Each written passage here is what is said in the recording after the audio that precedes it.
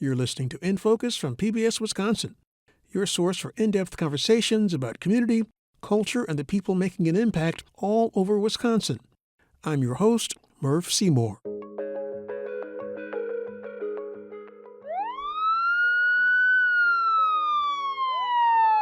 We hear gunshots every night. The city of Milwaukee battles a challenge facing many big cities. We have to take ownership of our communities. City officials there are trying to get a handle on gun violence. There's families going through this every day. Reckless gun violence is torturing communities. Today, one of our officers was shot. People think these bullets just go outer space. No, they do not. They go up and come down with enough force to kill somebody. The story I'm about to tell you of how gun violence impacts one Milwaukee mom will tug at your heart. It's very triggering. I'm Murph Seymour, the host of In Focus. The mission is to educate as many people as possible. In this special podcast edition of In Focus, we take a closer look at gun violence in Milwaukee through the eyes of the city of Milwaukee, owners of a gun store, and a single mom. They're all working together to lower gun violence. In part 2 of this special podcast episode, we get in focus and show you how the city of Milwaukee and owners of a local gun store answer a single mom's calls for help. We'll pick up the story from where we last left it. And that's from inside the home of Antonia Perry in Northeast Milwaukee. I feel horrible, like I'm the mom. This is my baby, this is my son, and I'm turning him into the police. So in episode 1, we heard the agonizing story of how the single mom turns her teenage son over to the police after he breaks into her home, steals her gun, and fires it with his cousin in the alley just steps away from her back door. And on top of that, the kids videotaped the whole thing. When I was growing up, there was this thing called the Village. A big part of this story is about connection. Quinn Taylor is with the City of Milwaukee's Office of Community Safety and Wellness, and he connects the mom with the owners of Prolific Arms Gun Store, them being Theron Rogers and Eddie Silas. Now, it's worth mentioning they all attend Evolve Church in Milwaukee, which is how they all got connected in the first place. Eddie asked me if I would like to tell my story on PBS. And I was like, absolutely. And he was like, are you sure? Like, I don't want to step over, overstep any boundaries. Is this going to be okay for you? Is it going to be hard? And I'm like, I can do it. I will talk because I'm not the only one going through this. And now we're here. Antonia treats this whole dangerous incident involving her son pretty much like a teachable moment. She wants other parents, other teens, she wants anyone who hears her story to learn from it, because she knows that her story could have very well ended up being one of those stories you read about or see in the news that don't always have a happy ending. Ironically, here she is in the news, in the spotlight, openly sharing her story. And she's doing it in the spirit of wanting to help someone else. Antonia is doing something to make sure her story ends triumphantly and not tragically. There's families going through this every day. You see it on the news. The teenager that was playing with the gun and he accidentally shot himself. Let the kids know, not necessarily where it is, but how to be safe with a gun in the house. Come up with a plan. Antonia Perry tells me she's definitely learning through this emotionally draining ordeal. She says her faith has a lot to do with how she's handling all of this. My faith is very high in the Lord. Like, I hear him talk to me. And I talk back. I have conversations with God.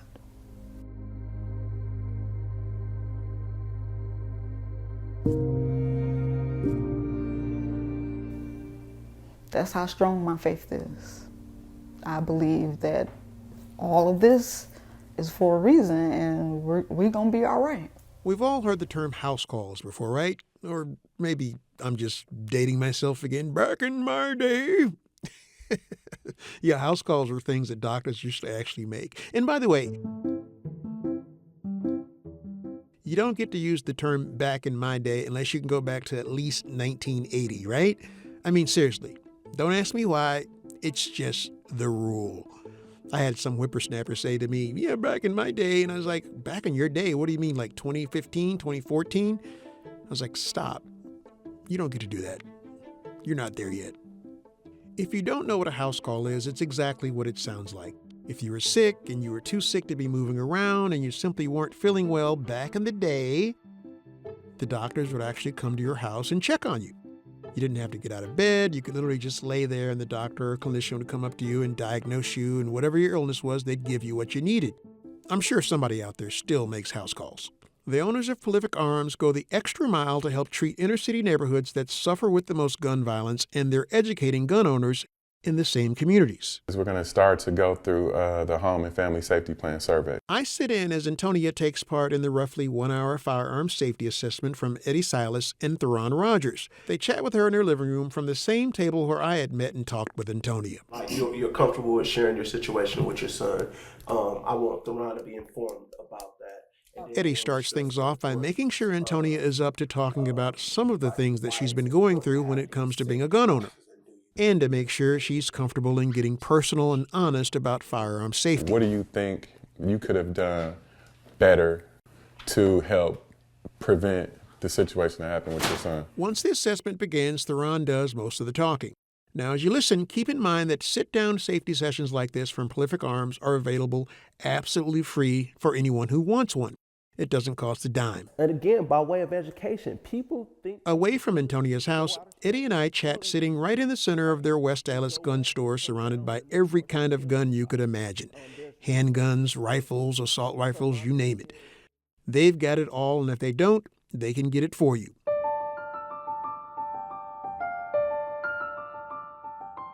Eddie tells me the home safety house calls they do are a service to the community because it fits their overall mission to arm gun owners with information, resources, and education about guns and gun safety. So my thing is to breed responsibility in gun ownership. The mission is to educate as many people as possible because we want to see a safer Milwaukee. We have just a bunch of people running around with firearms without the means to educate themselves on the subject matter. And I think that is a large contributor to gun violence in the city of Milwaukee. Back at Prolific Arms, I asked Eddie Silas if he thought that hearing gunshots had become so common in some neighborhoods that some people have actually become desensitized to hearing them to the point where they're not even bothered by it anymore. A lot of people in our community are walking around with PTSD and they don't know it. No, it's not okay to shoot in the air.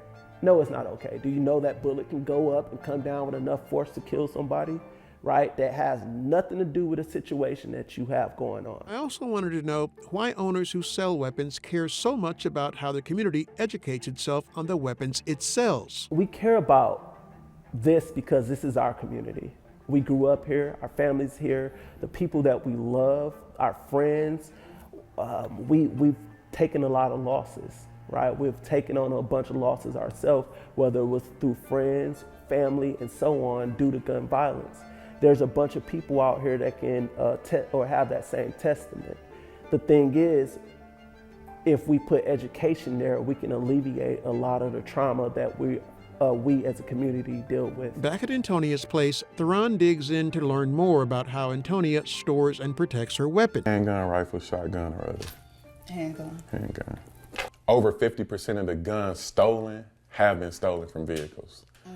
The reason, and our theory behind that, the session itself is part assessment, but it's also all about education. It is vitally important that not only us, our youth, get access to the education piece. One of the things we talk about... Even though her kids weren't around, Theron tells Antonia it's not uncommon for detailed assessments like this to be done in front of the whole family.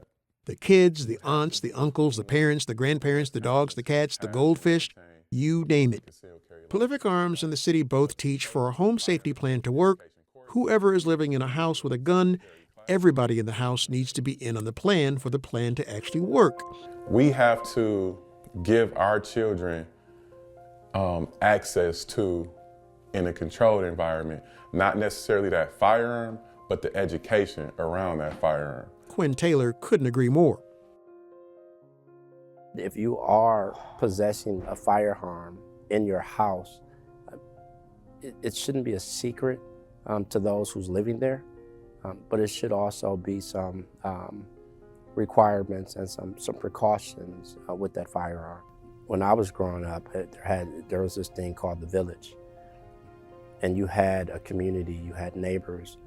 You could play outside where it was safe and you knew who was on your block.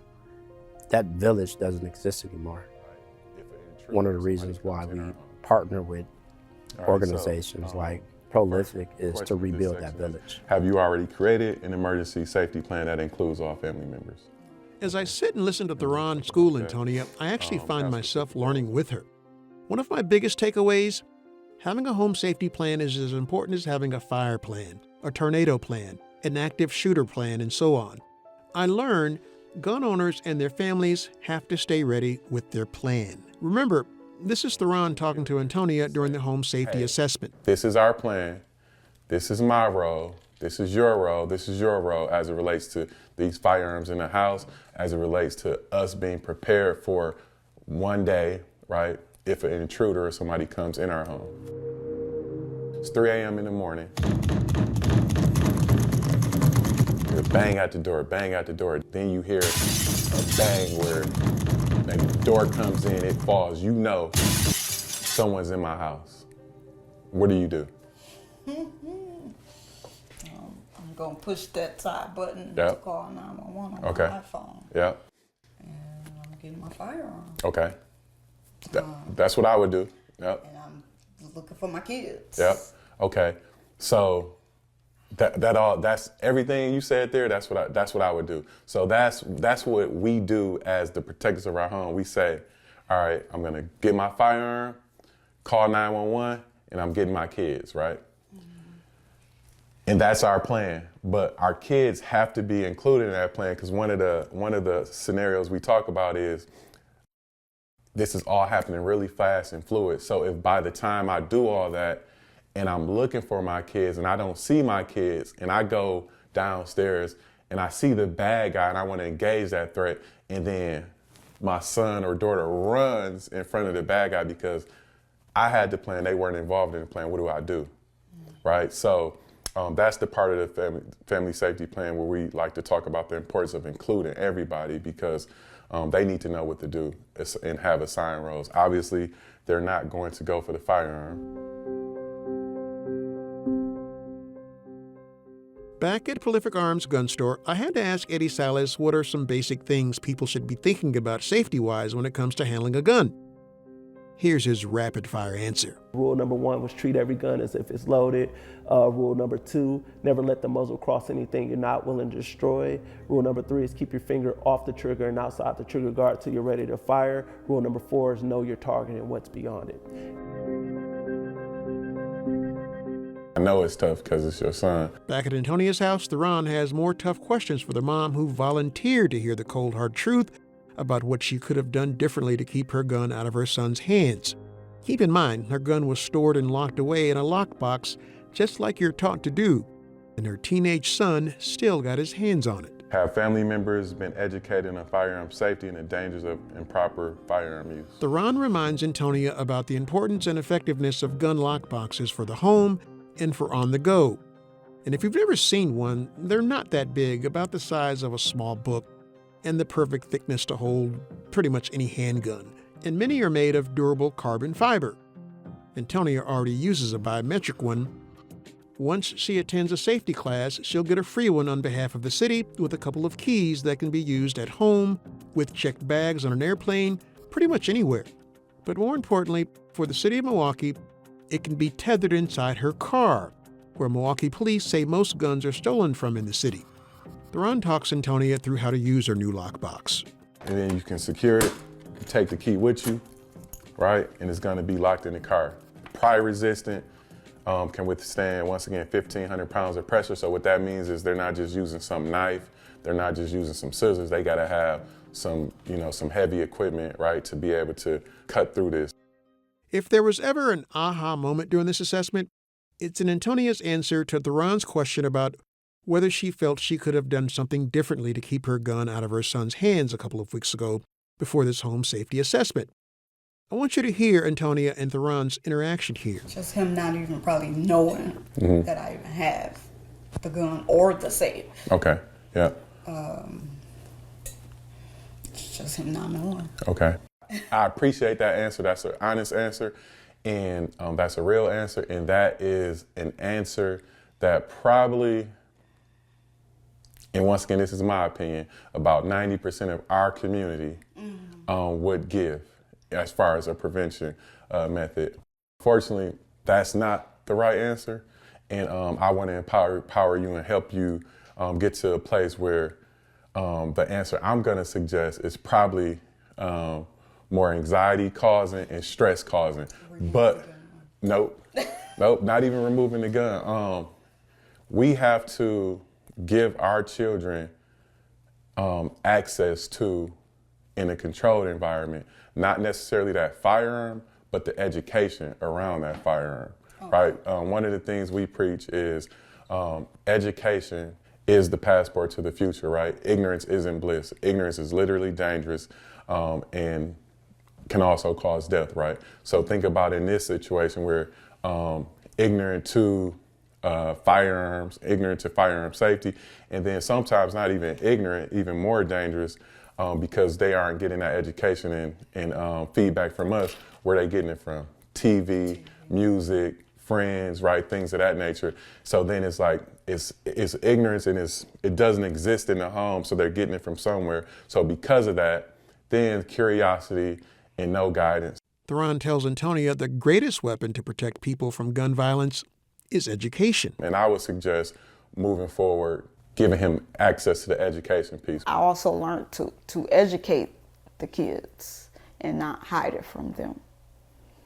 Educate them, let them know the safety around firearms and to not seclude them. Let them know that it is there and how dangerous it is if something was to happen, if they playing around with the gun. To learn more, Antonia agrees to take a refresher concealed carry gun safety course put on by Prolific Arms and partially sponsored by the city of Milwaukee and Quinn's office. Before she goes, Theron gives her one more piece of advice. When you come into the class, bring your teenage son, bring your teenage daughter, nieces and nephews, right? Because once again, now it's generating some conversation. The 4-hour course is held at Evolve Church inside what's called their teen room, which hosts seminars, meetings, and other community events. On this day, the space hosts the second concealed carry gun safety workshop event of the year. Right now, they're holding classes like this about every 3 months. You can't see it, but every seat in this session is taken. If you're relying on a safety for your safety, that's a bad decision. You need to be your safety. The way that you act. I sit in the back of the room as Eddie and Theron take a tag team approach to teaching their community about guns. Question number 1, what is the first step in safely unloading a pistol? Just a few months into this program where the city encourages inner-city residents to learn about concealed carry laws and to learn about guns and gun safety, I asked Quinn why so many people are turning out for this class. Community residents is empowered with knowledge and information on how to safely store firearms, how to legally obtain a firearm, and then best practices on keeping that gun secure and out of harm's way. You have your regular blue collar individuals, you have mothers, you have fathers, you have even kids. You have everything that represents a community in this training. There's no such thing as being too young as it relates to safety at all, right? There's no such thing. The sooner, the better, because the healthier relationship you have, or the earlier it starts, the healthier relationship you have with the weapon. Antonia Perry and her 2 boys are joined by almost 50 inner-city gun owners for this Saturday firearms safety course. She and her boys are right there in the front row. I didn't know you could take your kids with you. Take your kids with you. It's free. Get the training, get the education. Don't be scared. Say something. Say something. Like, you gotta say something. Because if you don't, you never know what can happen. Just never know what can happen. And I'm never afraid to say anything. I'm never afraid to tell my story because it may help another family. We've been able to train 150 members of the community in firearm education since the start of the year. Promoting firearm safety and education. Before the class ends, participants take part in what's called the Prolific Pledge. The Prolific Pledge is us getting the community to commit to the goal of safe firearm ownership and education, and then them also continuing the education once they leave our class. We got to go start being what they call them, the Jehovah's Witnesses, and walk door to door to get people to, get their kids to to these fire and safety classes. That'll cut down a lot of the incidences that's going on in our community. It's going to take not just the Office of Community Wellness and Safety, not just Prolific Arms, but it's going to take all of community. It's going to take teachers, and it's going to take community leaders, politicians. It's going to take everybody. On the next and final episode of this special podcast on gun violence in Milwaukee, Now you want to load the actual firearm. Antonia heads to the firing range. I've never had that chance to do that because I'm always in the house being the mother. I'm working, I'm going to school, I'm cooking, I'm cleaning, I'm taking care of the kids. I just haven't found time. That's coming up in this final episode of this special In Focus podcast about gun violence in Milwaukee. Anything can be going on. An intruder can be in your house right now. We'll see you next time. I'm your host, Murph Seymour. Thanks for listening.